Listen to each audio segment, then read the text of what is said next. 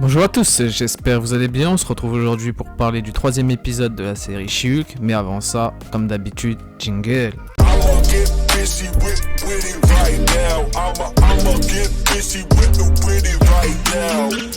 Bien, l'épisode précédent, nous étions restés sur la découverte de la nouvelle pour Jennifer Walters, que Emile Blonsky s'était évadé suite aux événements de Shang-Chi.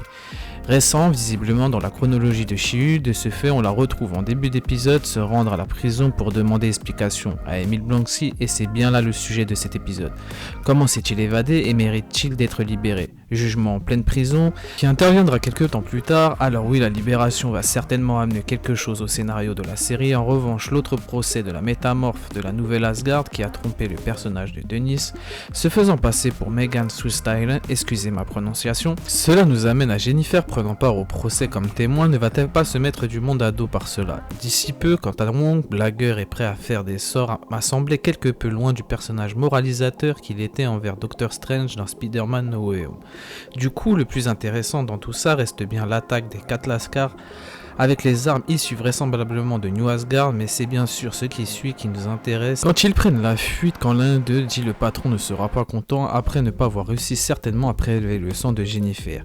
Mais qui est-il? Le Caïd peut-être, qui nous amènerait à un nouveau caméo alors que Jennifer en début d'épisode prévient le spectateur de ne pas s'habituer tout en disant sauf Bruce, sauf Wong, sauf Emile Blonsky, c'est bien moi l'héroïne. Mais dans cette négation, j'y vois plus un message de oui, cette série est remplie de caméos mais je reste l'héroïne. Bref, et moi personnellement je reste convaincu d'un caméo de Shang-Chi prochainement, en plus de ceux déjà vus potentiellement du Caïd, vu cette fin d'épisode, et bien sûr de celui que les fans vont le plus attendre, Matt Murdock alias Daredevil.